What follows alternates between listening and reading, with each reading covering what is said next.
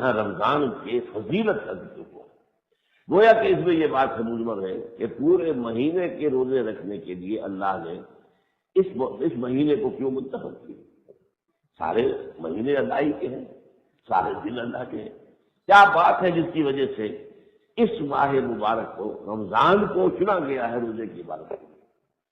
رمضان کا مہینہ وہ ہے جس میں قرآن نازل کیا گیا، اور قرآن کیا ہے؟ ھدی للناس وبینات من الھدی والفرقان. اللہ تعالیٰ کی ہدایت ہے تمام نوع انسانی کے لیے، اور ہدایت بھی بہت سلیس انداز میں ہے. اس میں یہ نہیں ہے کہ گھنجلک مضمون ہے یا جو الجھا ہوا مضمون ہے یا کوئی جو ہے منطق کی بحث ہو رہی ہے، نہیں، سادہ سادہ. دیکھیے روزے کی حکمت میں بڑا خوبصورت مضمون تھا مولانا سید ابو العلا مودودی کا، جو میں نے بہت پڑھا تھا اپنے ابتدائی دور میں. روزہ اور ضبط نفس. ضبط نفس، اپنے کنٹرول کرنا نفس کو، یہ ہے روزے کی عبادت کا اصل مقصد. یہ نفس کیا ہے؟ نفس امارہ کہہ لیے اس کو. السلام علیکم محترم ناظرین. آج ڈاکٹر اسرار احمد روزے کی حکمت اور اس کے احکام بیان کریں گے. سماعت فرمائیں. بہت زمین میں محترم خواتین، السلام علیکم ورحمۃ اللہ وبرکاتہ. آج میں قرآن مجید کے ذریعے سے اور احادیث نبویہ کے ذریعے سے روزے کی حکمت کیا ہے اور اس کے احکام کیا ہے اور اس میں کیسے تدریج ہوئی ہے اور یہ کہ اس کے مقاصد کیا ہے، ان سب کے بارے میں آج تفصیلی گفتگو ہو جائے. دیکھیے، پہلی بات، رمضان کا روزہ ہے یہ ارکان اسلام میں سے ہے. شہادت ان لا الہ الا اللہ وان محمد رسول اللہ پہلا رکن، پھر نمبر 2 نماز، نمبر 3 زکوٰۃ، نمبر 4 صوم، اور نمبر 5 حج. اور ہم دیکھتے ہیں کہ باقی جو چیزیں ہیں ان کے بارے میں قرآن مجید میں بہت منتشر مقامات پر احکام یا حکمتیں بیان ہوئی. نماز کا حکم کتنی مرتبہ آیا؟ وہ تو سینکڑوں مرتبہ آیا. کسی جگہ تیمم کا حکم بیان کر دیا گیا ہے، کسی جگہ صلاۃ الخوف کا، اگر کوئی جنگی حالت کا اندیشہ ہے کہ دشمن حملہ کرے گا تو کیسے نماز پڑھی جائے. تو یہ سارے احکام جو ہے مختلف طریقوں سے. اسی طریقے سے حج کا معاملہ ہے. حج کی فرضیت جو ہے وہ سورہ آل عمران میں آ رہی ہے. وَلِلَّهِ عَلَى النَّاسِ حِجُّ الْبَيْتِ مَنِ اسْتَطَاعَ إِلَيْهِ سَبِيلًا. لیکن یہ کہ وہاں حج کے احکام کوئی بھی نہیں. حکم تو ہے فرضیت کا، لیکن وہ مناسک کیا ہے وہ کوئی ذکر نہیں. اس کے 2 رکوع ہیں سورہ حج میں، تیسرا اور چوتھا، اور 2 رکوع سورہ بقرہ میں بھی ہے، وہ ان کے بعد آئیں گے. یہ جو 23واں رکوع ہے جس میں تمام روزے کے معاملہ میں ہو رہا ہے، اس کے بعد 24 پھر 25 26 2 رکوع یہ خاص ہے جو حج کی عبادت کے لیے. صوم کا معاملہ اس اعتبار سے کہ بالکل منفرد ہے.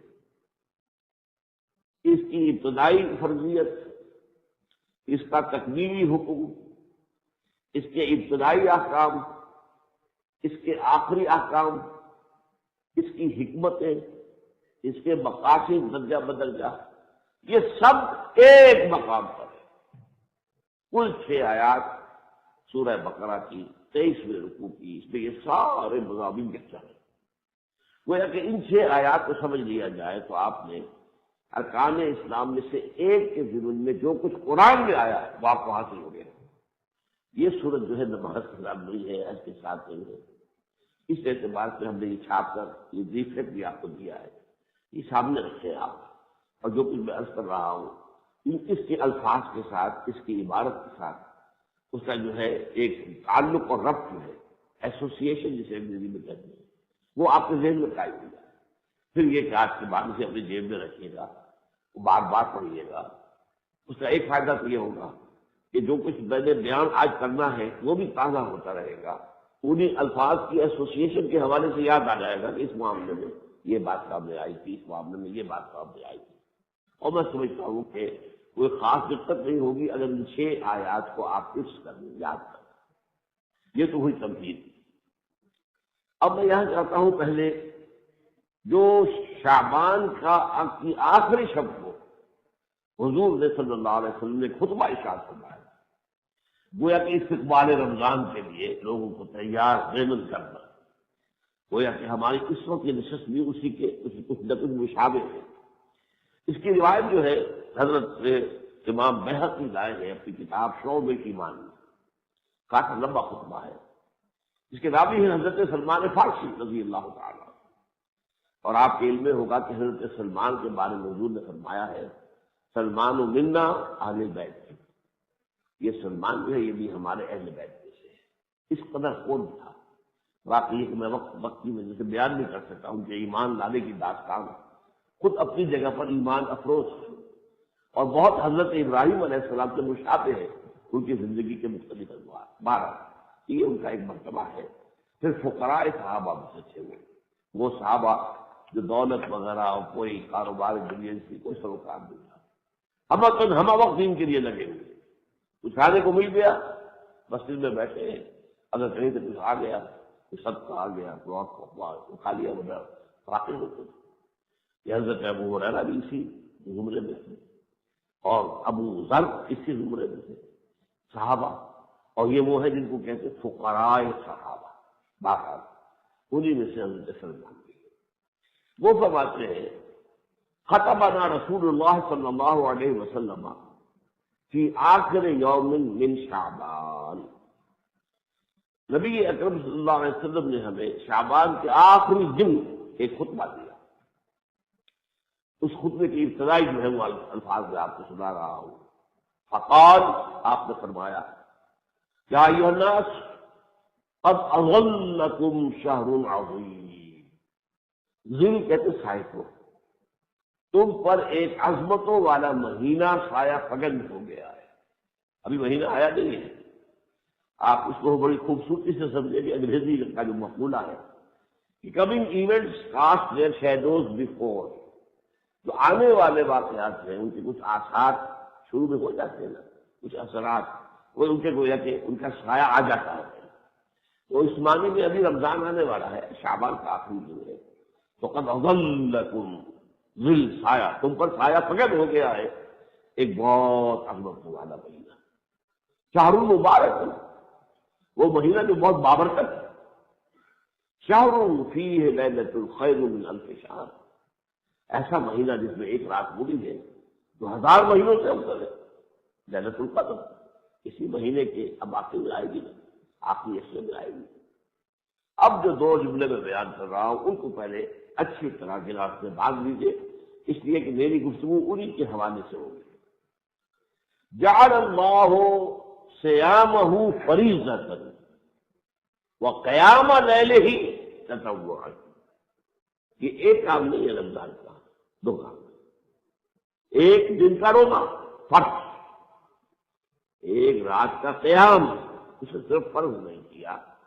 یہ اللہ تعالیٰ کی خدمت ہے، اللہ تعالیٰ کی رافت ہے، رحمت ہے۔ اللہ کو تو معلوم ہے کہ آخر کوئی مزدور بھی ہوگی مسلمان، کوئی کسان بھی ہوگا، کوئی جو ہے وہ اس سے اینٹیں دھوئی ہوگی، روزہ تو فرض ہے، وہ لازم ہے، اس میں کوئی رخصت نہیں۔ البتہ یہ قیام اللیل میں رخصت نہیں، یہ جن کے لیے ممکن نہ ہو وہ فرض نہ سمجھے اس کو، بلکہ لیکن تشویق جس کے لیے بھی ممکن ہو وہ قیام اللیل ضرور کرے۔ وہ قیام اللیل کا مطلب کیا وہ میں بعد میں بیان کروں گا، لیکن جیسا کہ میں نے عرض کیا میری گفتگو کے یہ 2 عنوان علیحدہ ہو گئے، صیام اور قیام اللیل، یہ 2 چیزیں۔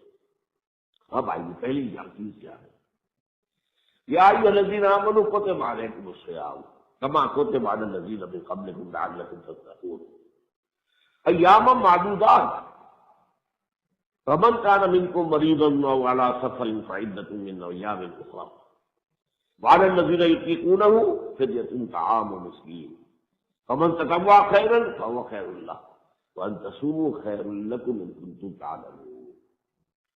ان 2 آیات کے بارے میں ویسے تو اکثر جو اردو تفاسیر ہے وہ تو اسی پر ہے کہ یہ ساری آیات جتنی بھی ہے یہ رمضان کے روزے سے متعلق ہے، لیکن میرے دل میں خواہش تھی اپنے میڈیکل کالج کی طالب علمی کے زمانے سے یہ 2 آیات اس کے بعد شہر رمضان کا ذکر آیا ہے، یہ دو چیزیں دو جدا گانا احکام ہے، اور اس کے اندر یہ ایک نہیں ہے۔ اس کی میری دیر کے اندر بات آئی، لیکن میں نے دیکھا اس زمانے میں صرف اردو تفاسیر میں دیکھتا تھا، عربی تفاسیر پڑھنے کی تو ابھی صلاحیت نہیں تھی۔ تو آج کی جو تفاسیر ہے ان میں مجھے وہ بات نہیں ملی جو میرے دل میں تھی، لیکن اچانک ایسا واقعہ ہوا اللہ تعالیٰ کی طرف سے کہ جماعت اسلامی ہند کا ایک ماہنامہ نکلتا تھا، ماہنامہ زندگی، بڑا عمدہ رسالہ تھا۔ اس کے جو مدیر تھے مولانا عروج احمد قادری، بہت اچھے آدمی تھے۔ انہوں نے ایک مضمون میں مولانا انور شاہ کاشمیری پر تنقید کرتے ہوئے، بلکہ تنقید کے ساتھ ساتھ استہزاء بھی تھا، مذاق بھی اڑایا تھا انہوں نے۔ کیا بات کہی انہوں نے؟ یہ جو آیتیں ہیں یہ روزہ رمضان سے متعلق نہیں، بلکہ یہ تو اس سے پہلے حضور نے ہر مہینے میں، ہر قمری ماہ میں 13ویں، 14ویں اور 15ویں تاریخ کو روزہ رکھنے کا حکم دیا تھا۔ یہ اس سے متعلق ہے، اور اس روزے کے اندر بہت سی رعایتیں دی گئی تھی۔ اب اس کا ایک پس منظر ہے۔ پہلے یہ سمجھیے صوم کہتے کسے؟ صوم کی لفظی معنی رک جانا، کھانے پینے سے اور جو بھی قضاء شہوت ہے اسے رک جانا۔ عربوں میں یہ عبادت نہیں تھی۔ عربوں میں آپ کو معلوم ہے کہ حضرت ابراہیم کے زمانے سے حج تو چل رہا تھا، چاہے اس میں انہوں نے کچھ چیزیں کم کر دی تھی، غلطیاں شامل کر دی تھی، تلبیہ میں شرک داخل کر دیا تھا، وہ باقی چیزیں تھی۔ اور یہ بات بھی غلط نہیں تھی کہ ہم جو قریش ہیں، ہم متولی ہیں خانہ کعبہ کے، ہم حرم کی حدود سے باہر نہیں جا سکتے، اور چونکہ میدان عرفات حرم کے حدود میں نہیں ہے لہذا وہ قیام عرفہ میں شریک نہیں ہوتے۔ وہ کہتے ہیں یہ دوسرے لوگوں کا کام ہے جو باہر سے آئے۔ خیر قرآن نے آپ کو ساری تفصیل کر دی، اور قرآن نے تو اصل میں ایسا حکم دے دیا کہ اصل حج جو ہے وہ ہے عرفہ، الحج علی عرفہ۔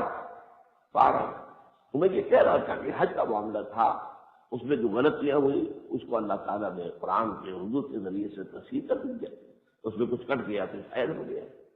نماز بھی تھی، ربنا لیقیموا الصلاۃ، یہ تو دعا آپ کو یاد ہوگی کہ اے پروردگار، میں نے اور میرے بیٹے نے مل کر جو یہ گھر بنایا ہے بیت اللہ، اب اس لیے بنایا ہے تاکہ لوگ نماز قائم کریں۔ تو نماز کا حکم تو شوق سے تھا، اور نماز ان کے ہاں عربوں کے ہاں رہی ہے۔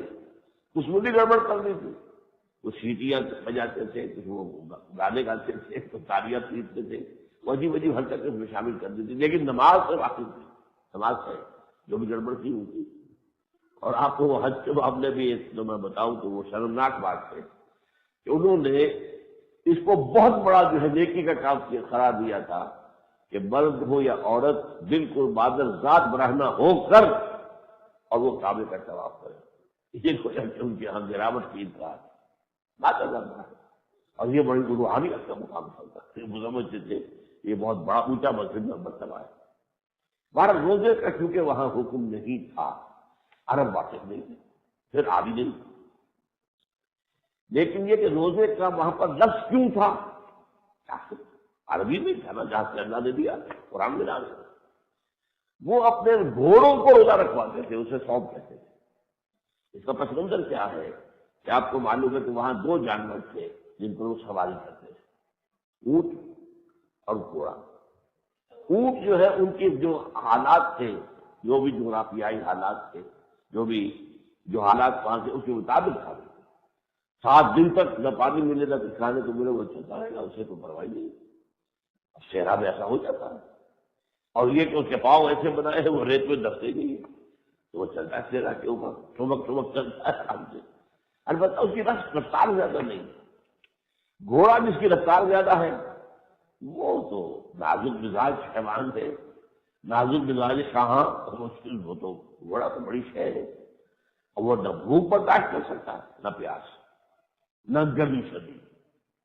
اب جب وہ کرتے تھے لوٹ مار، کہیں حملہ کیا جا کر کچھ لوگوں کو مارا، پھر کچھ لوٹ کھسوٹ کی، اب بھاگتے تھے واپس۔ جیسے آپ کو معلوم ہے گوریلا وار میں ہٹ اینڈ رن، جو کچھ کر رہا ہے حملہ کرو پھر بھاگ جاؤ۔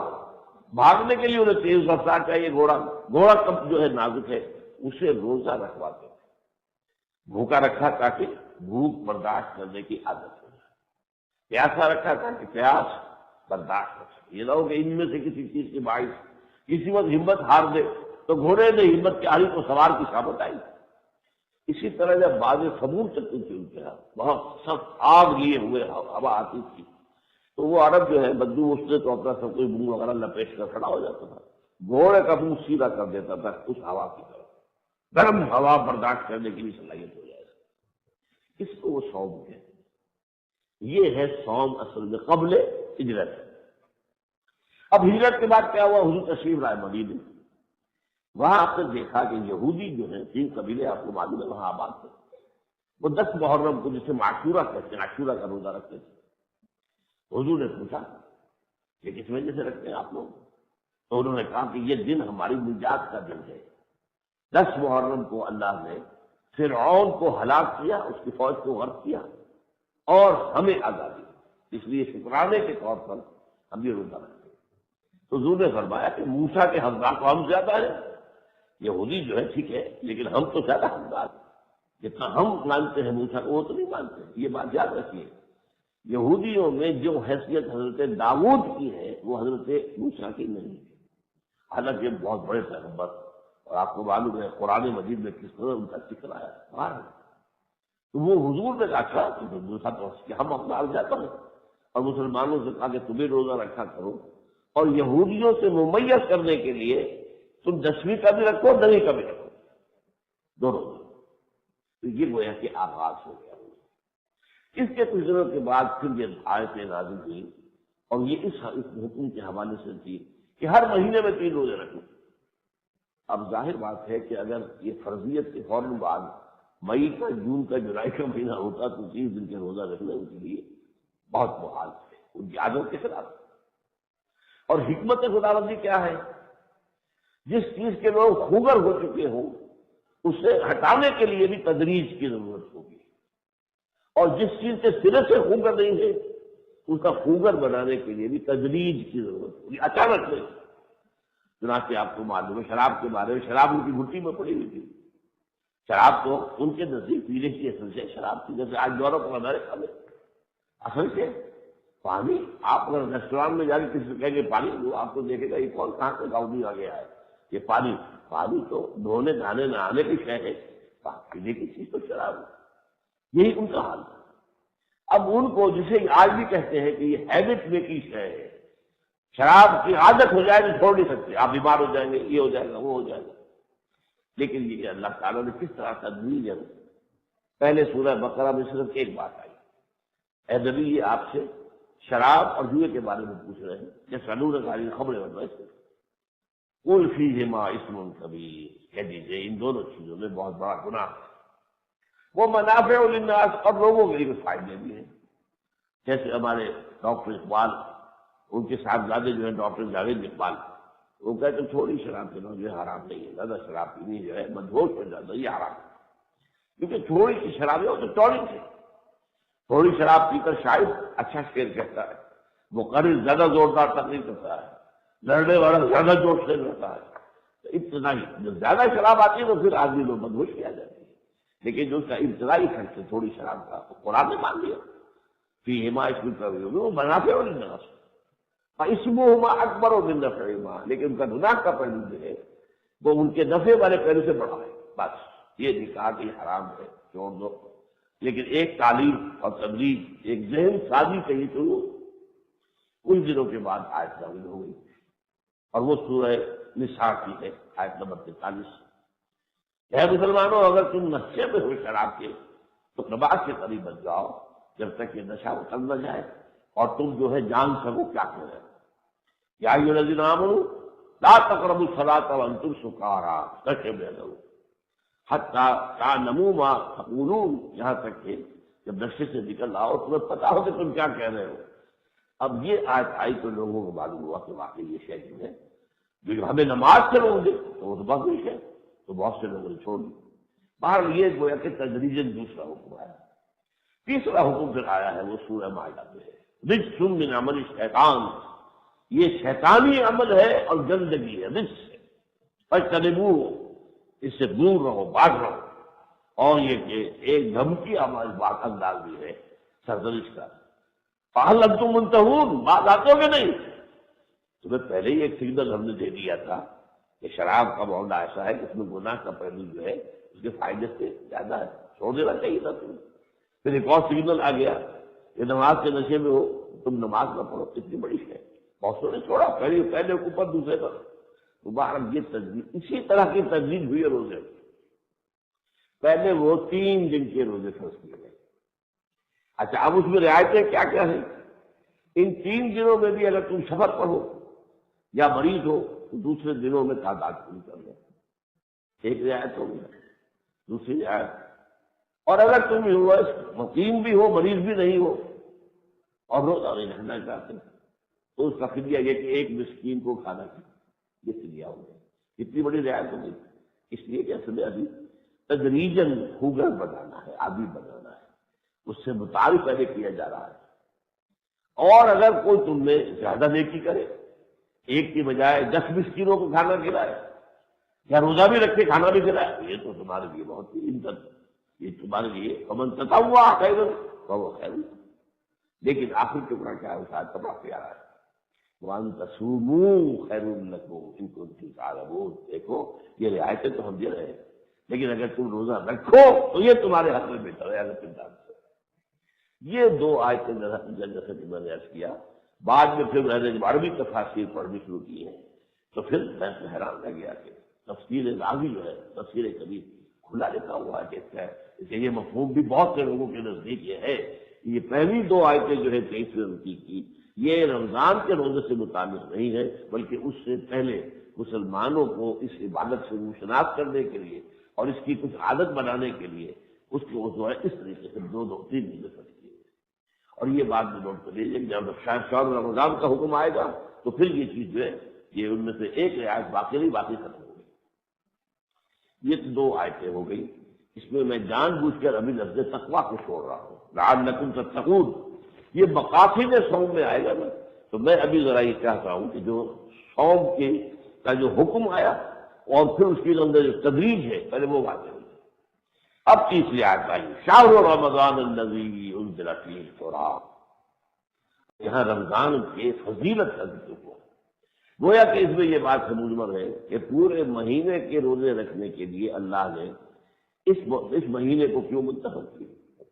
سارے مہینے اللہ ہی کے ہیں، سارے دن اللہ کے ہیں، کیا بات ہے جس کی وجہ سے اس ماہ مبارک کو، رمضان کو چنا گیا ہے روزے کی عبادت کے لیے؟ رمضان کا مہینہ وہ ہے جس میں قرآن نازل کیا گیا، اور قرآن کیا ہے؟ ھدی للناس وبینات من الھدی والفرقان، اللہ تعالیٰ کی ہدایت ہے تمام نوع انسانی کے لیے، اور ہدایت بھی بہت سلیم اس انداز میں ہے، اس میں یہ نہیں ہے کہ گنجلک مضمون ہے یا جو الجھا ہوا مضمون ہے یا کوئی جو ہے منطق کی بحث ہو رہی ہے، نہیں، سادہ سادہ اس میں جو بھی شخص پڑھے۔ عرب کا بدو پڑھتا تھا تو اس کے دل میں اتر جاتا تھا، ساتھ ہی 20ویں صدی کا مفکر اقبال پڑھتا تھا تو وہ بھی اس کے دل میں اترتا تھا، وہ بھی کہتا تھا ہاں مشرق و مغرب کے فلسفے میں نے کھنگال دیے، لیکن جو کچھ قرآن بتا رہا اصل ہدایت وہ ہے۔ تو قرآن جو ہے ھدی للناس، تمام انسانوں کے لیے، قیامت تک آنے والے تمام انسانوں کے لیے۔ یہ نوٹ کر لیجیے، ضروری ہے یہ بات کہ قرآن کے اول مخاطب جو تھے وہ کوئی پڑھے لکھے لوگ نہیں تھے، امی، ان کا تو لقب ہی ہے، نہ ان کے پاس کوئی کتاب تھی نہ شریعت تھی۔ آپ کو معلوم یہودیوں کے پاس کتاب تھی اور عیسائیوں کے پاس انجیل تھی، ان کے پاس کتابیں تھیں، ان کے پاس کوئی کتاب ہی نہیں تھی۔ حیرت ہوتی ہے، اس میں میری ایک رائے ہے، وہ میں اس وقت بیان نہیں کر رہا، کہ صحف ابراہیمی کا قرآن میں ذکر ہے، وہ کہاں گئے؟ قرآن میں تورات کا ذکر ہے تو موجود ہے کہ نہیں تورات؟ چاہے وہ محرف کا تحریف ہو گئی ہے تو صحیح، زبور کا ذکر ہے تو ہے موجود، اولڈ ٹیسٹمنٹ میں شامل ہے وہ بھی، شام حضرت زبور، حضرت داؤد علیہ السلام کی۔ پھر انجیل کا ذکر موجود ہے، نیو ٹیسٹمنٹ کی 4 مراجع ہیں۔ یہ جو کہا کہ صحف ابراہیم و موسیٰ، تو موسیٰ کے صحیفے تو کہتے ہیں 5 کتابیں جو ہے اولڈ ٹیسٹمنٹ کی وہ حضرت موسیٰ کی تحریر کر رہا ہے، وہ صحیفے ہیں موسیٰ کے، اور صحف ابراہیم کہاں ہے؟ اس میں میری ایک رائے ہے، لیکن یہ میں بعد میں بیان کروں گا۔ بہرحال قرآن مجید کا معاملہ یہ ہے کہ ایک قوم ایسی مخاطب تھی جو ان پڑھ تھی، امی تھی، لہذا ان کو اگر فلسفیانہ انداز میں ان سے بات کی جاتی تو وہ ان کے سروں پر سے گزر جاتی۔ ایسی بات کہی گئی ہے جو دل میں اتر گئی، فطرت کے نزدیک بینات من الہدی، یہ ہدایت کی بینات ہے، بین کی جمع بینات، بین کسے کہتے ہیں؟ جو چیز بالکل واضح ہو، از خود واضح ہو، جسے کسی دوسری دلیل کی حاجت نہ ہو۔ یہ لفظ آپ بھی استعمال کرتے ہیں کہ آپ سے گفتگو ہو رہے، ارے بھائی بین بات ہے یہ، پھر بھی تو بحث کر رہے ہیں، یہ سمجھنے کے لیے آ رہی ہے بین ہے یہ وہ بین ہے۔ قرآن کی تعلیم فطرت انسانی، اور فطرت سے مراد ہے روح انسانی، اس کے لیے جانی پہچانی چیز ہے اور اس کے عین مطابق ہے۔ جب قرآن پڑھتا ہے شخص ایسا جو سلیم الفطرت ہو، جس کی فطرت پرورٹڈ نہ ہو گئی ہو، مست نہ ہو گئی ہو، اگر اس نے اپنے بد کرداری کی وجہ سے فطرت کو مست کر دیا تو اور بات ہے، لیکن فطرت اگر اپنی اصلیت پر برقرار ہے، جسے ہم کہتے ہیں سلامتی ہے فطرت، وہ شخص بڑا سلیم الفطرت انسان ہے۔ وہ قرآن کو پڑھے گا تو محسوس کرے گا کہ دیکھنا تقریر کی لذت جو اس نے کہا، میں نے یہ جانا کہ گویا یہی میرے دل میں ہے، یہ باتیں تو میرے دل کی ترجمانی ہو رہی ہے۔ بینات من الہدی والفرقان، اور فرق کر دینے والی شے ہے، حلال حرام، جائز ناجائز، صحیح غلط، اب باتیں فرق ہے۔ اب اس کا سمجھیے، اس کے حوالے سے وہ رات ہے قیام اللیل کا پروگرام ذکر نہیں کیا گیا۔ اگر یہاں ان کا ذکر ہوتا تو فرضیت ہو جاتی ہے، لیکن یہ کہ یہاں پر اشارہ کر دیا گیا کہ یہ قرآن مجید جو ہے یہ اس مہینے میں نازل کیا گیا ہے، اس لیے اس مہینے کو چنا گیا۔ تو اس میں عظمت کس کی ظاہر ہو رہی ہے؟ عظمت اس مہینے کی نہیں ہے، عظمت قرآن کی ہے۔ شہر رمضان الذی انزل فیہ القرآن ھدی للناس وبینات من الھدی والفرقان، یہ کسی اور مہینے میں نازل ہو جاتا، اس کی عظمت جو ہے قرآن کی۔ اچھا، یہاں ایک سوال پیدا ہو سکتا ہے بہت سے لوگوں کے ذہنوں میں کہ ہمیں تو یہ معلوم ہے کہ قرآن کو حضور پر 30 برس اترا ہے، ایک رات میں اترنا کی ہماری اجازت ہے، ایک رات مہینے میں ہے رمضان مبارک میں، کیسے کیا مطلب ہے؟ اب اس کے لیے میں نے اپنے پچھلے خطبوں میں جمعے میں اس کی بحث کی تھی کہ قرآن مجید میں جو عربی زبان کے اندر جو مختلف ابواب ہے، ابواب افعال ہے، علمہ اسے بتا دیا، علمہ بس، اور یہ کہ علمہ اسے سکھایا پڑھایا، یہ انزال انزلہ ایک دم، تنزیل تھوڑا تھوڑا رفتہ رفتہ رفتہ رفتہ رفتہ۔ اب قرآن کے نزول کا پہلا مرحلہ یہ ہے کہ قرآن کہاں ہے اصل میں؟ بل هو قرآن مجید فی لوح محفوظ، اور انہ لکتاب حکیم، انہ لقرآن کریم فی کتاب مکنون، یہ قرآن کریم ہے چھپی کتاب میں، چھپی ہوئی کتاب ہے، یہ تو ہمارے پاس ظاہر کتاب ہے، مکنون لا یمسہ الا المطہرون، اسے چھو ہی نہیں سکتے مگر بہت پاک باز ہستیاں یعنی فرشتے۔ تیسری جگہ فرمایا انہ لفی ام الکتاب لدینا، یہ قرآن تو ہمارے پاس ہے اور وہ ہے ام الکتاب، وہاں ہے قرآن۔ تو قرآن 3 جگہ یہ بتا رہا ہے کہ اصل کتاب تو قرآن تو وہاں ہے۔ اسے میں نے یہ کہا ہے سمجھانے کے لیے مثال، یہ گویا کہ مصدقہ نقل ہے جو ہمارے سامنے۔ آپ کو معلوم ہے سپریم کورٹ کا کوئی فیصلہ ہے، ہائی کورٹ کا کوئی فیصلہ ہے، فیصلہ تو وہی رہے گا، آپ نقل لے سکتے، کچھ فیس لگتی ہے نقل نہیں چاہیے، فیصلہ نہیں چاہیے، اپنے وکیل کو دیجیے، اس کے خلاف جو ہے اپیل کرنی ہے، کیسے کریں گے؟ تو قرآن مجید تو اللہ کے پاس ہے، ام الکتاب کے اندر ہے، لوح محفوظ میں ہے، مکنون کتاب ہے، لیکن یہ ہمیں دی گئی ہے، یہ ہے در حقیقت یوں کہیں کہ اس کی مصدقہ نقول ہے۔ ایک مرحلہ یہ ہوا کہ یہ پورا قرآن ایک رات میں جو لیلۃ القدر ہے سمائے دنیا سب سے نیچے والے آسمان تک اتار دیا۔ یہ ہے انزال، اسی لیے یہاں کیا لفظ آیا؟ تنزل والا نہیں آیا، تنزیل کا لفظ نہیں آیا۔ شہر رمضان الذی انزل فیہ القرآن، انزال جس کو نازل کرنا بیک وقت۔ اور لیلۃ القدر کے بارے میں کیا ہے؟ انا انزلناہ فی لیلۃ القدر، لیکن قرآن کا حضور پر کرنا تھوڑا تھوڑا تھوڑا تھوڑا، وہ سمائے دنیا سے اب اللہ کے حکم کے مطابق حضرت جبرائیل تھوڑا تھوڑا لا کر حضور پر نازل کر رہے ہیں۔ یہ تنزیل ہے، تنزیل من رب العالمین، یہ تنزیل ہے۔ نزل الفرقان، نزل الکتاب، اللہ نے تنزیل کی ہے، یہ ہے تنزیل۔ یہ ہوئی تھی 23 سال میں، اور وہ انزال وہ جو ایک ہی شب میں جو لیلۃ القدر تھی جو رمضان کی مبارک کی رات۔ اب دیکھیے احکام، نمبر 1، اب وہ رعایتیں ختم ہو رہی ہیں رمضان کے روزے کے لیے، اب تیار ہو جاؤ. فمن شہد منکم الشہر فلیصم، جو شخص تم میں سے اس مہینے کو پائے لازماً اس کا روزہ رکھے. اب یہ فرض ہو گیا.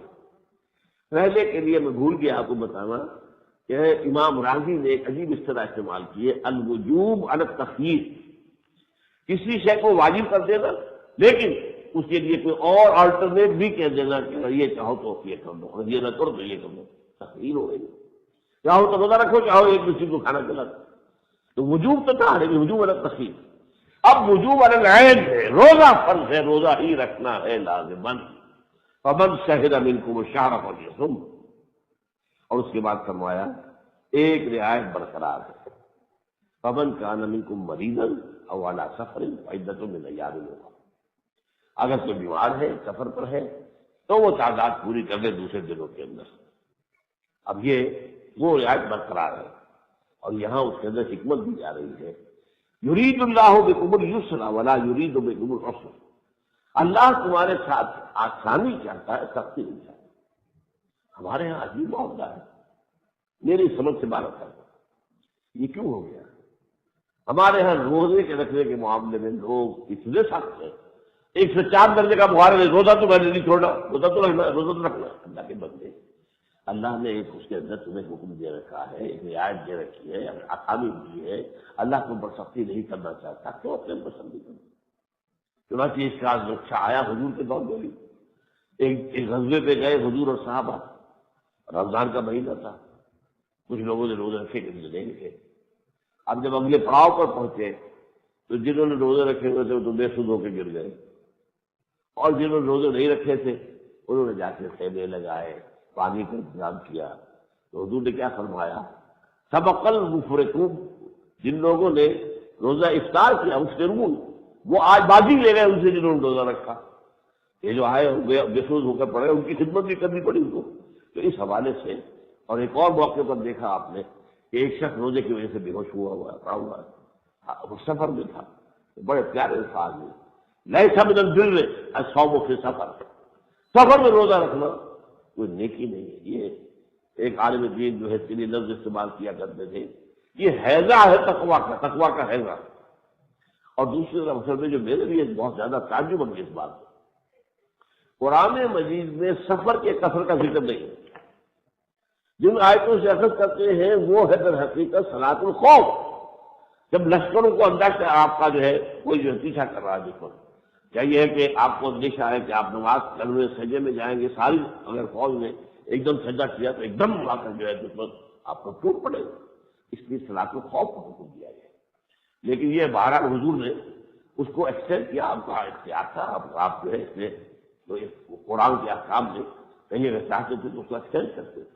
جیسے بڑی پیاری مثال ہے، ایک حکم قرآن میں آیا کہ کوئی شخص ایک نکاح میں 2 بہنوں کو نہ رکھے.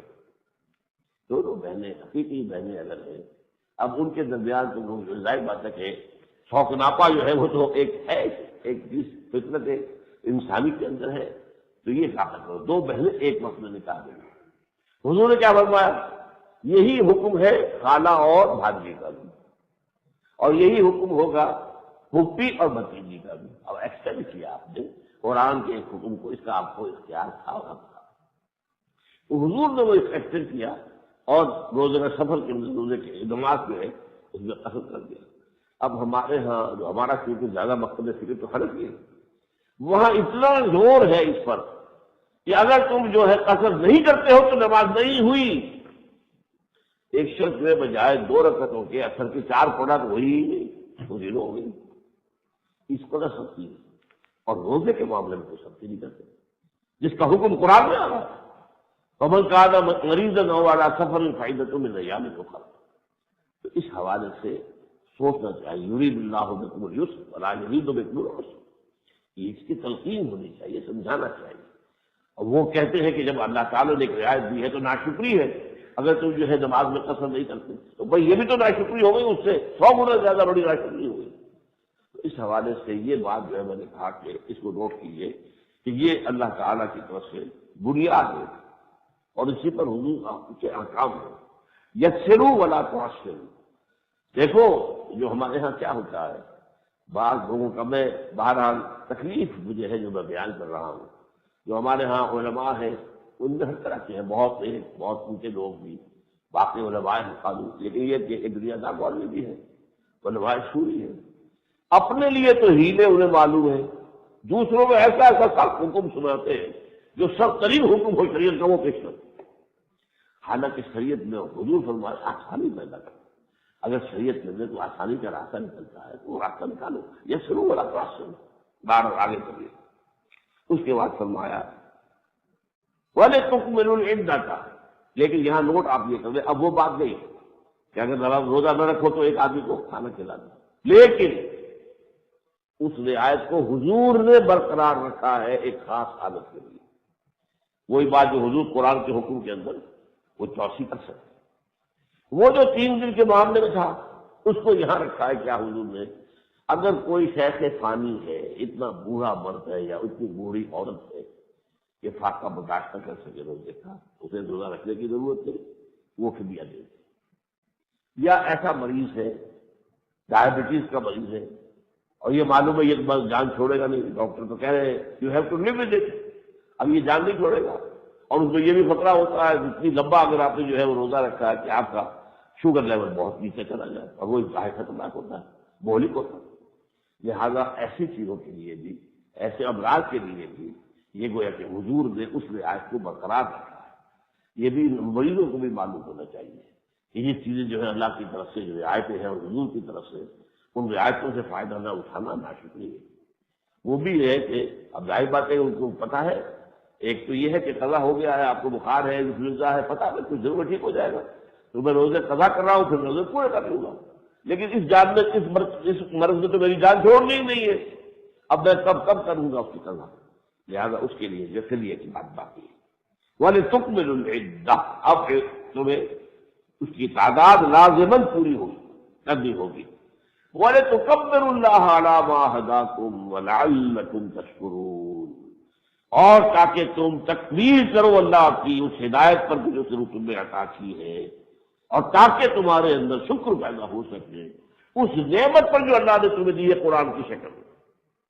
سب سے بڑی دولت وہ قرآن ہے جو اللہ نے دیا ہے، لیکن اس قرآن کی عظمت منکشف ہو آپ پر، تب آپ کو معلوم ہوگا نا کہ یہ کتنی بڑی دولت ہے۔ کسی بچے کے ہاتھ پر آپ ہیرا رکھ دیں، اسے کیا پتہ کیا ہے، اس سے بھی بنتا بنا کے وہ کھیلے گا، وہ سمجھے گا کانچ کا ٹکڑا ہے، وہ تو جو ہیرا جو جانتا ہے، وہ جو جوہری ہے، قدر گوہر شاہ دانت یا بے دانت گوہری، کیا تو بادشاہوں کو معلوم ہوتا ہے کہ ہیرا کیا ہوتا ہے، وہ تو کھیلتے ہیں ہیرو میں، لیکن یہ ہے کہ یا پھر جو گوہری ہے جوہری ہے، وہ جو اس کے اندر ٹریڈ کرتا ہے وہ جانتا ہے، وہ دیکھتا ہے یہ ہیرا کتنی قیمت کا ہے۔ تو جب تک کہ کسی شے کی قدر معلوم نہ ہو، شکر کیا کریں گے آپ، معلوم ہو جائے کہ کس قدر بڑا احسان ہے، یہ ہیرا دیا ہے مجھے، تب آپ کے قلب کی گہرائیوں سے جو شکر ابھرے گا، تو وہ تو اسی معرفت کی وجہ سے کہ آپ نے سمجھ لیا کہ یہ کتنا بڑی نعمت ہے۔ اب آئیے میں چاہتا ہوں کہ جو حکمت کا پہلو ہے اس پر آؤ۔ حکمت میں روزے کی حکمت کیا ہے تاکہ تقویٰ پیدا ہو جائے، مطلب کیا ہے، ایسے عام معنی معلوم ہے، بچ کر چلنا، اللہ کے احکام کو توڑنا نہیں، یہ تقویٰ ہے۔ قدم قدم پر پھونک پھونک کر آدمی آگے بڑھے، جیسے کہ حضرت ابی ابن کعب رضی اللہ تعالیٰ عنہ نے اس وضاحت کی تھی، حضرت عمر رضی اللہ تعالیٰ عنہ کے وہ جو مجلس شورا تھی، ایک دفعہ اس میں بحث ہوئی تقویٰ کیا ہے، ہاؤ ٹو ڈیفائن تقویٰ، ڈیفینیشن کی۔ اب ظاہر بات ہے بڑے بڑے جو صحابہ، اجل صحابہ، حضرت عمر کی یہ جو شورا ہے، اپنی اپنی رائے دی، ابی ابن کعب خاموش بیٹھے۔ اچھا یہ وہ ہیں انصاری صحابی جن کے بارے میں حضور نے فرمایا ہے کہ میری امت میں اقرأہم ابی ابن کعب، میری امت میں قرآن کا سب سے بڑا عالم جو ہے ابی ہے، ابی ابن کعب رضی اللہ تعالیٰ عنہ۔ تو حضرت عمر نے ان سے کہا ابی آپ فرمائیے، آپ خاموش بیٹھے۔ اب انہوں نے کہا امیر المومنین دیکھیے، اگر کسی شخص کو ایسے جنگل سے گزرنا پڑے جہاں خاردار جھاڑیاں ہیں، جہاں کوئی پگڈنڈی بنی ہوئی نہیں ہے، جہاں پر اونچی اونچی گھاس بھی ہے، پتہ نہیں چل سکتا اس گھاس کے اندر کوئی سانپ یا کنڈلی مارے بیٹھا ہو، یا آگے کوئی بھٹ ہو، کوئی بل ہو جس پہ پاؤں پڑ جائے خطرناک، تو کیسے چلے گا؟ پھونک پھونک کر قدم رکھے گا دیکھ کر، اچھی طرح سے احتیاط کرتے ہوئے. جھاڑیاں اگر ہے تو کپڑوں کو سمیٹ کر چلے گا, جھاڑی کے اندر تو لگ جائے گا. یہ بچ بچ کر چلنا جو ہے یہ تقویٰ ہے. یہ دنیا بھی ایک جنگل ہے جس سے ہمیں گزرنا ہے, اور اس میں جھاڑیاں, گناہ کی جھاڑیاں, گناہ کی دعوت ہے, گناہ کی ترغیب ہے, شیطان کی طرف سے بھی ہے, ہمارے نفس کی طرف سے بھی ہے. اس تمام جھاڑیوں سے بچ کر نکل جانا, جسے کہتے ہیں کہ بازار سے گزرا ہوں خریدار نہیں ہوں. تو اس جنگل میں سے گزرنا تو ہے, اللہ نے دنیا کے اندر دیا ہے, یہاں رہنا ہے, یہ ہمارے لیے امتحان ہے. ان میں ہستی سچو ابرا ہے مانند حباب, اس یہاں کھانے میں تیرا امتحان ہے زندگی. یہ امتحان سے بھاگنا تو نہیں ہے, امتحان تو دینا ہے, لیکن بچ کر چلو, سمجھ کر چلو, کہیں اللہ کا حکم نہ ٹوٹ جائے, کہیں اللہ کی شریعت کے خلاف کوئی کام نہ کر بیٹھے. لیکن یہاں میں چاہتا ہوں فلسفیانہ انداز میں اس کو سمجھیے. دیکھیے روزے کی حکمت میں بڑا خوبصورت مضمون تھا مولانا سید ابو العلا مودودی کا, جو میں نے بہت پڑھا تھا اپنے ابتدائی دور میں. روزہ اور ضبط نفس, ضبط نفس, اپنے کنٹرول کرنا نفس کو, یہ ہے روزے کی عبادت کا اصل مقصد. یہ نفس کیا ہے؟ نفس ہمارا کہہ لیجیے اس کو. اور اگر فرائض کا نفس آپ کو ناپسند نہ ہو تو انڈیا بھی دو اس کو. یہ وہ جو انسان کے حیوانی تقاضے ہیں, پیٹ کھانے کو مانگ کر بھوک لگی ہوئی ہو تو آدمی جو ہے اس بھوک کی شدت میں ہو سکتا ہے حرام کے اندر وہ ڈال دے, حرام سے کھانا. وہ تو نہ پیٹ تو چاہے گا مجھے بھرا جائے, ایندھن ڈالو اس کے اندر. اسی طرح شہوت ابھر گئی ہے تو آدمی پاگل ہو جاتا ہے, حرام طریقے سے کر رہا ہے, غلط راستے سے جو ہے وہ اپنے جنسی جذبے کی تسلیم کر رہا. کیوں کہ نفس اس کے اوپر حاکم ہے, وہ نفس کے تابع ہے. ہونا کیا چاہیے, آپ کے تابع نفس ہو جائے, یہ ضبط نفس ہے. گھوڑا ہے, اگر منہ زور ہے اور سوار جو ہے کمزور ہے تو آپ کو معلوم ہے وہ گھوڑا جو ہے اسے کہیں پٹکے گا, کہیں کسی کھائی میں گرائے گا, وہ تو ظاہر بات ہے کہ وہ سوار بیچارہ کچھ کرے. ہاں سوار بھی طاقتور ہو, رانوں میں بھی اس کے جان ہو, اور اس گھوڑے کو کٹا ہوا ہو اپنی رانوں کے مابین, اور اس کے اوپر کنٹرول ہو, اب یہ گھوڑا اس کے لیے بہت بڑا ایسٹ ہے. یہ گھوڑا لے جائے گا اسے جہاں وہ جانا چاہتا ہے. وہ گھوڑے کے رحم و کرم پر نہیں ہوگا, بلکہ گھوڑا جو ہے اس کے حکم کے تابع ہوگا. یہی سمجھیے کہ ہے ہمارا یہ جسم ہے, اس کے تقاضے ہیں, یہ اللہ کا پیدا کرتا جسم ہے, اور یہ بڑی قیمتی شے ہے. اللہ نے اسی کے ذریعے سے ہم سے نیکی کا کام کروانا. کہاں سے کریں گے نیکی کا کام؟ اسی اپنے جسم سے کریں گے. لیکن یہ اگر یہ تم پر حاوی ہو گیا, اگر اس کے تقاضے تم پر غالب آ گئے تو تم مارے گئے. یہ ہے وہ بات کہ جو بھوکے رہو دن میں, سخی جھیلوں میں پیاس ہے لگی ہوئی. ظاہر بات ہے کہ ہمیں تو عام طور پر تجربہ نہیں ہوتا پیاس کا, نہیں ہوتا. ایک دور مجھے یاد ہے جب یہ 50s وغیرہ کے اندر جب رمضان آیا تھا, جب شدید گرمیوں میں تو جو شخص حالت ہو جاتی تھی, میڈیکل کالج سے نکلتے تھے تو اپنے ہاسپٹل تک جانا بھی بہت بڑی مشکل ہوتی تھی. گھر سوکھا ہوا گلا, برا حال, پتھروں کا ڈال. آپ کو معلوم ہے پانی موجود ہے, ظاہر ہے نہیں پی سکتے, اللہ کا حکم نہیں. بھوک لگی ہوئی ہے, نہیں کھا سکتے, اللہ کا حکم نہیں. شہوت کا تقاضا ہے, منقوہ بیوی موجود ہے, نہیں, اس کے قریب نہیں جا سکتے, اللہ کی اجازت نہیں. یہ گویا کہ آپ نے اپنے نفس کو قابو میں کیا, اور پھر اس نفس کو قابو کر کے اپنے آپ کو اللہ کے سامنے جھکا دیا. یہ دو مرحلے ہیں. پہلے you should be in control of yourself, نفس نفس. اگر فرض کیجیے ایک شخص ہے وہ چاہتا ہے اللہ کی بندگی کرنا, لیکن اپنے نفس پر کنٹرول ہی نہیں ہے, تو کیسے بندگی کرے گا؟ یہ بندگی تو ہوگی پہلے اپنے نفس کے اوپر تو کنٹرول کرو, تابع کرو اسے, گھوڑا تمہارے تابع ہو, اور پھر اپنے آپ کو اللہ کے سامنے جھکا دو, اللہ کے حکم کے تابع کر دو. یہ ہے در حقیقت تقویٰ. اور اس میں آپ کو یاد دلا دوں, علامہ اقبال کی جو سب سے پہلی کتاب چھپی تھی وہ فارسی کی تھی, اسرار خودی, اور پھر رموز بے خودی. یہ دونوں مرحلے یہی ہے جو ابھی میں نے بیان کیا. خودی, اپنی انا کو اتنا مضبوط کرو کہ اپنے حیوانی وجود کے اوپر غالب آئے, اور پھر بے خودی, اپنے آپ کو, اپنی خودی کو خدا کے سامنے ڈال دو. خودی اور خدا میں بڑا گہرا ربط ہے. اس خودی کو اب خدا کے سامنے جھکا دو. اب سجدہ بھی کر رہے ہیں, رکوع بھی کر رہے ہیں, یہ بے خودی ہے. اور امت کا معاملہ ہے, ڈسپلن ہے, امیر المومنین ہے, ان کا حکم ماننا, یہ سب سارا معاملہ جو ہے یہ آتا ہے بے خودی میں. لیکن خودی کیا ہے؟ اگر خودی کمزور ہے اور آپ کے وجود پر حاکم نہیں ہے تو آپ کیسے اللہ تعالیٰ کا حکم مانیں؟ تو یہ ہے تقویٰ کی تعلیم، ایکسرسائز. جیسے کہ وہ روزہ رکھواتے تھے گھوڑوں کو، اب روزہ تم رکھو. اور اس میں بھی بڑی حکمت ہے. یہ آیات اس وقت نازل ہوئی ہے جبکہ قرآن میں قتال کا حکم آ رہا ہے. تم گھوڑوں کو تیار کرتے تھے جنگ کے لیے، اب خود پہلے اپنے آپ کو تیار کرو. اس لیے کہ 23واں رکوع ہے. 24 میں کیا آیا؟ فَقَاتِلُوا فِي سَبِيلِ اللَّهِ الَّذِينَ يُقَاتِلُونَكُمْ.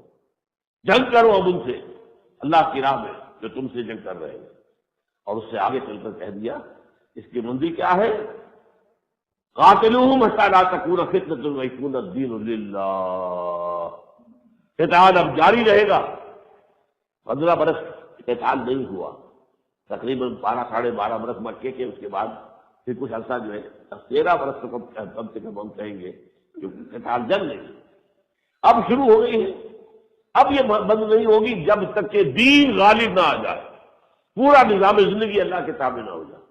یہ ہے در حقیقت مقصد. تو جیسے تم گھوڑوں کو رکھواتے تھے روزہ، تم خود روزہ رکھو، کیونکہ اس سے پہلے وہ آیت آ چکی ہے. وَلَنَبْلُوَنَّكُمْ بِشَيْءٍ مِّنَ الْخَوْفِ وَالْجُوعِ وَنَقْصٍ مِّنَ الْأَمْوَالِ وَالْأَنفُسِ وَالثَّمَرَاتِ. دیکھو اب جو مرحلہ آ گیا ہے تمہاری دعوت اور تبلیغ کا، اب جو قتال کا مرحلہ آ رہا ہے تو ہم تمہیں آزمائیں گے لازماً، خوف سے بھی، بھوک سے بھی. خاکہ آئے جو کچھ غزوہ احزاب میں ہوا ہے کہ صحابہ کو اپنے پیٹوں کے ساتھ پتھر باندھنے پڑے ہیں کہ کمزوری نہ ہو جائے. اور جب حضور سے شکوا کیا حضور یہ خاکہ اب ناقابل برداشت ہو رہا ہے. دیکھیے ہم نے کٹا اٹھا کر دکھایا، ہم نے اپنی چادروں سے اپنی کپ پیٹ کے ساتھ پتھر باندھے. حضور نے کٹا مبارک اپنا اٹھا کر دکھایا 2 پتھروں کے لیے. تو بھوک بھی آئے گی نا، برداشت کرنی ہوگی. خوف بھی ہوگا نا، برداشت کرنا ہوگا. جان و مال کا زیاں اور ضیاع ہوگا، برداشت کرنا ہوگا. یہ ساری چیزیں جو ہے اس میدان میں اب تم نے قدم رکھا ہے اگر، تو یہ قدم رکھنا جو ہے اس میں آسان جو ہے، آسان نہیں ہے. داخل ہو جانا آسان ہے، کرنا اس میں بہت مشکل ہے. یہ شہادت گئے الفت میں قدم رکھنا ہے، لوگ آسان سمجھتے ہیں مسلمانوں میں. بہرحال یہ ہے در حقیقت حکمت صوب بھی، سیلف کنٹرول. یہاں ایک بات کی مزید وضاحت کر دوں. یہ 2 اصطلاحیں ہیں انگریزی کی، self control and self annihilation. Self control کا حکم ہے، سیلف اینیہیلیشن سے بنا گیا. سیلف اینیہیلیشن کیا؟ نفس کو کچل دو. اس میں تقاضا رہے ہی نہ. یہ رہبانیت کا راستہ ہے. سارے یہ اپنے نفسانی تقاضے سے بالکل بند کھاتے. راہب اور راہبائیں یہ کیا ہے؟ یہ تو فطرت کے خلاف ہے. اب وہ جو راہب خانے کہلاتے تھے انہی کے تہخانوں کے اندر حرامی بچوں کے قبرستان ہوتے تھے. کہنے کو جو ہے وہ میں شادی نہیں کی ہے، بیچلر ہے. اور لیکن کرتے کیا تھے؟ جمی سواگرٹ کا جو حشر ہوا ہے، جو اتنا بڑا ان کا مبلغ تھا اور جس کو پھر احمد دیدار کو شکست دی تھی مناظرے میں، پھر جب اس کا آیا ہے، اس کا جو کچا چٹھا آیا ہے بعد میں آپ کے سامنے. یہ ساری چیزیں قرآن کے اندر اور حدیث میں لا رہبانیت فی الاسلام، اسلام کو رہبانیت دی. یہ نفس جو ہے یہ ایسٹ ہے تمہارے لیے، اسے سے تو کام لینا ہے. اس کو کچل دو تو جہاد کہاں کرو گے تم؟ کس سے کرے وہ جہاد؟ اللہ کے دین کو کیسے تعریف کرو گے؟ نفس کو کچلو نہیں. ہاں نفس کے تابع نہ ہو جاؤ کہ نفس کے حکم کے تحت تم حرام کام کرو، غلط کام کرو. یہ کام غلط ہے. تو ضبط نفس مطلوب ہے، لیکن نفس کشی، نفس کشی یہ اردو کا لفظ ہے. اردو میں کیا 2 الفاظ، نفس کشی اور کشی. نسل کشی نسل بڑھانا، یہ نسل کشی بڑھانا کسی سے کا. اور کشی خودکشی کی طرح، کشی کے معنی ہے نفس کشی، نفس کو مار دینا، ختم کرنا. تو یہ روزہ جو ہمیں دکھاتا ہے اور حضور نے سختی کے ساتھ روکا ہے. اور تقاضوں یہ حدیث میں آپ کو سنائی دوں. کچھ صحابہ کے اندر وہ نیکی کا تقویٰ کا جذبہ کو بہت زیادہ پروان کر گیا، زیادہ مزاج ہوتے ہیں لوگوں کے مختلف. انہوں نے جا کر ازواج مطہرات سے معلوم کیا حضور رات کو کتنی دیر سوتے ہیں، کتنی دیر نماز پڑھتے ہیں، حضور ہر مہینے میں کتنے نفلی روزے رکھتے ہیں. انہوں کی طرف صاف صاف بات آ گئی. حضور کی زندگی جو ہے کھلی کتاب تھی. اب انہوں نے دل میں سوچا یہ تو کافی نہیں ہے. وہ سمجھ سے بدل حضور تو شاید قبر بستر سے نکالتے ہی رہو، لیکن یہ کہ یہ تو کم ہے. لیکن ٹھیک ہے، دل کو اطمینان دیا حضور تو معصوم ہے، کوئی خطا ہو ہی نہیں سکتی، کہ گناہ ہوا ہی نہیں. پھر اللہ پہلے ہی سارے گناہ معاف کر چکا ہے. لقد غفر اللہ لك من ذنبك ما تقدم وما تأخر، سب معاف ہو چکی. ہمارے لیے کافی نہیں ہے. ایک نے کہا میں ساری رات کھڑا رہوں گا، دوسرے نے کہا میں روزانہ روزہ رکھوں گا، تیسرے نے کہا میں شادی بیاہ کے بندھن میں نہیں بندھوں گا. اس کے بعد آئی بات ہے کھکیڑے ہیں گھر گھریلو، ایک ہے ایک آدمی کا پیٹ پالنا، ایک ہے 10 آدمی کا پیٹ پالنا، اسی میں لگ جائیں گے. بچوں کے پالنے میں آج وہ بیمار ہے، آج فلاں ہے، آج اس کو داخل کرانا ہے، اسی میں لگے رہیں گے. تو اللہ سے لو کیسے لگائیں گے؟ اللہ سے لو لگانے کی ظاہر بات ہے یہ گھر گرہستی کے بکھیڑوں سے نکل جائے. اب یہ حدیث ہے بخاری شریف کی، حضور تک اتنا پہنچے ہم بہت خطرناک ہوئے. اب بلایا تم لوگوں نے کہا ہے کہا واللہ انی لاتقاکم واخشاکم للہ ہے، میں تم سب سے بڑھ کر اللہ کا متقی ہوں اور سب سے بڑھ کر اللہ سے کی خیریت میرے دل میں. لیکن میں رات کو کھڑا ہوتا بھی ہوں، سوتا بھی ہوں. میری تو کبھی زندگی کتنی زندگی ہے. میں روزوں وہ جو ہے جو فرض روزے تو ہے، کوئی نفلی روزے رکھتا بھی ہوں، نہیں بھی رکھتا. اور میری تو بیویاں ہیں، ایک نہیں متعدد بیویاں ہیں. اور وہاں پر من راغب عن سنتی فلیس منی، سن لو جو میری سنت کو چھوڑے گا اور میری سنت کے خلاف چلے گا اس کا مجھ سے کوئی تعلق نہیں، چاہے وہ نیکی کے لیے کر رہا ہو. حضرت عبداللہ ابن عمرو بن العاص رضی اللہ تعالیٰ عنہ کی مثال اس سلسلے میں عجیب ہے. باپ تو تھا بہت بڑا سیاستدان، عمرو بن العاص جو ہے عرب کے چوٹی کے سیاستدانوں میں وہ شمار ہوتے، پھر گورنر رہے مصر کے. آپ کو معلوم ہے دیکھنے پر انتہائی جو ہے غلبہ تھا درویشی کا اور نیکی کا اور تقویٰ کا. اب وہ ہر رات پوری رات کھڑے رہے، بیوی سے کوئی سروکار نہیں اور روزہ نہ روزہ رکھ رہے. حضور کو اتنا نہ دے یا عبداللہ، اے عبداللہ کیا یہ بات مجھ تک نہیں پہنچائی گئی کہ تم روزانہ رات کو ساری رات کھڑے رہتے ہو اور ہمیشہ روزہ رکھتے ہو؟ انک تقوم الدہر وتقوم اللیل، لا تفعل، مت کرو. فإن لنفسک علیک حقا، تمہارے نفس کا بھی تم پر حق ہے. ولزوجک علیک حقا، اور تیرے اس بیوی کا بھی تم پر حق ہے. ولزوجک علیک حقا، تو آیا ملاقات کرنے کے لیے اس کا بھی تم پر حق ہے. یہ حقوق ادا کرنے ہوتے ہیں. ضبط نفس یہ تو ہو گئی خودی، اور پھر اس خودی کو اللہ کے قدموں میں ڈال دینا، یہ ہو گئی بے خودی. یہ ہے. اب آئیے دوسرا پروگرام کیا ہے؟ قیام اللیل، جو یہاں نہیں آیا. قرآن کی عظمت کا ذکر ہو گیا ہے لیکن قیام اللیل کا ذکر نہیں ہوا. پہلے اب ہمیں یہ سمجھنا ہوگا جو حدیث میں آیا، اللہ نے اس کا روزہ رکھنا فرض کر دیا اور اس کی راتوں کو کھڑے رہنے کو تمہاری مرضی پر چھوڑ دیا. قیام اللیل کہتے کسے ہیں؟ اس کو قرآن کی روشنی میں سمجھیے. پہلا حکم کیا تھا جب ابھی ادھر نماز کو فرض سمجھانا تھی نہیں؟ کیا پہلا حکم آیا تھا؟ یا ایھا المزمل قم اللیل الا قلیلا نصفہ او انقص منہ قلیلا او زد علیہ ورتل القرآن ترتیلا. اے کمبل میں لپٹ کر لیٹنے والے، کمر بستہ ہو جاؤ، رات کو پڑے رہا کرو سوائے تھوڑی سی دیر کے. اب اس کی شرح کر دی، نارمل آدھی رات کو کھڑے رہو، مزید نرمی چاہے انہیں تھوڑا کم کر لو تو 1/3 رات رہ جائے گی، لیکن تشویق اگر بڑھا لو 2/3 رات رہ جائے گی. یا ایھا المزمل قم اللیل الا قلیلا نصفہ او انقص منہ قلیلا او زد علیہ ورتل القرآن ترتیلا. کرنا کیا ہے؟ قرآن کو پڑھو اور پڑھو اور پڑھو اور پڑھو اور پڑھو اور پڑھو. قرآن کو اپنے اندر اتارو، جس کو میں کہا کروں hammer it down, hammer it down, hammer it down.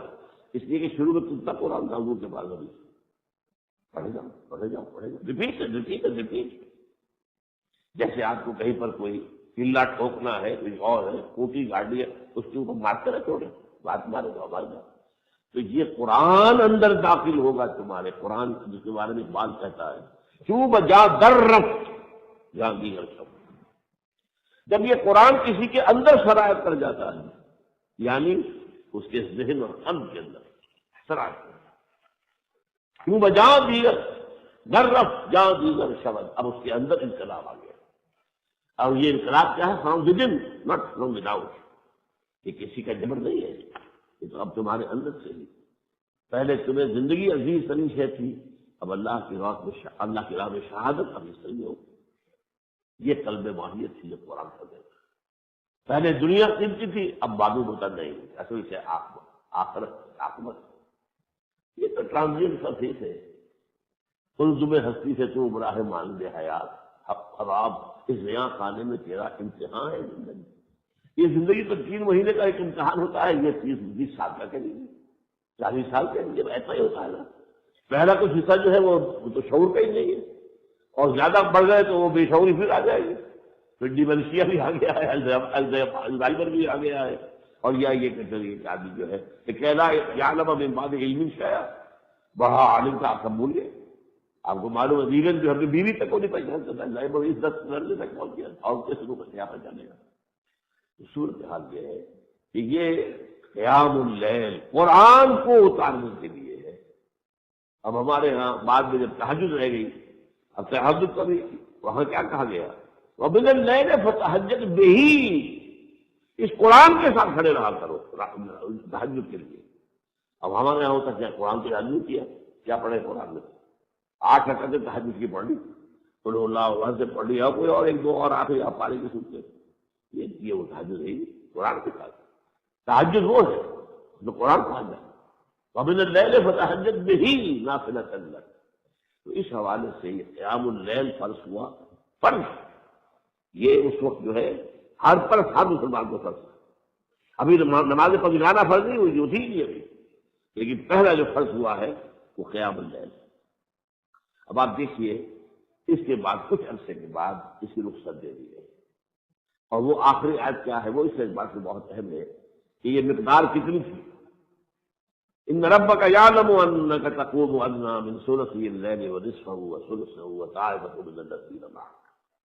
اے نبی آپ کا رب جانتا ہے، خوب جانتا ہے، وہ دیکھتا ہے آپ اور آپ کے ساتھی 2/3 رات کھڑے رہتے ہیں، یا کچھ اس سے کم آدھی رات، یا کچھ اور اس سے کم 1/2 رات. گویا کہ اس حکم پر یہ خبر اور جو ہے اس کے بعد آیا علم اللہ انکم لن تحصوا. یہ اللہ کے علم ہے، تم اس کا احاطہ نہیں کر سکو گے، وہ مسلسل نہیں کر سکو گے، لہٰذا اس نے تو رعایت کی. لیکن قیام اللیل کا ہمارا خالی بحث کیا تھی؟ قیام اللیل کیسے کہتے ہیں؟ یہ قیام اللیل اشارہ کر دیا حدیث میں، اشارہ آ گیا قرآن میں، فرض نہیں کیے. اس لیے کہ لوگوں میں مجبور بھی ہے، محنتی لوگ بھی ہیں، ان کے لیے ممکن نہیں ہے. حضور کے زمانے میں یہ فرض جو رہا، جو ترغیب تھی وہ برقرار تھی، لہذا اپنے طور پر لوگ پڑھتے تھے، کوئی جماعتی نظام نہیں تھا. اس لیے کہ احادیث میں ہم دیکھتے ہیں کہ قیام اور سیام یہ دونوں متوازی آتے ہیں. Absolutely Bible. میرا ایک کتاب کیا ہے؟ عظمت سیام و قیام رمضان. یہ سیام و قیام، سیام و قیام، سیام و قیام. اب دیکھیے حدیث میں کیسے آتے ہیں. پہلے ایک متفق علیہ حدیث ہے، بخاری اور مسلم دونوں سے، من صام رمضان ایمانا واحتسابا غفر له ما تقدم من ذنبه ومن قام رمضان ایمانا واحتسابا غفر له ما تقدم من ذنبه. صام رمضان جو کھڑا رہا اور یا جس نے روزہ رکھا اور ایمان کے ساتھ، اور اس کو اللہ تعالیٰ کے اجر کی توقع اور امید کے ساتھ. وہ صرف صحت بہتر بنانے کے لیے نہیں کر رہا ہے. ڈاکٹر کہتے ہیں لوگ روزے سے جو ہے صحت بہتر ہو جاتی ہے. اگر نیت ہی آپ کی یہ ہوگی تو پھر وہ عبادت نہیں رہی. وہ تو یہ ہے کہ اللہ کا حکم اور عبادت ہے جو فرض ہے وہ ہمیں ادا کرنی ہے. البتہ اس کے فائدے حاصل ہو جائے. یہ نور اللہ نور ہے، یہ فضل ہے اللہ کا. اگر آپ کی جسمانی صحت کو بھی اچھی اس کے اندر کے ذریعے سے بہتری مل جائے تو یہ دوسری حدیث ہوئی ہے. حضور فرماتے ہیں الصیام والقرآن یشفعان للعبد. روزہ اور قرآن بندے کے حق میں شفاعت کریں گے قیامت کے دن. یقول الصیام، و روزہ یہ کہے گا اے رب پروردگار منعتہ الطعام والشہوات بالنہار. مزید ڈاکٹر اسرار احمد کے ایسے بیانات کے لیے ہمارے چینل فیتھ فل اسلام کو سبسکرائب کر دیں۔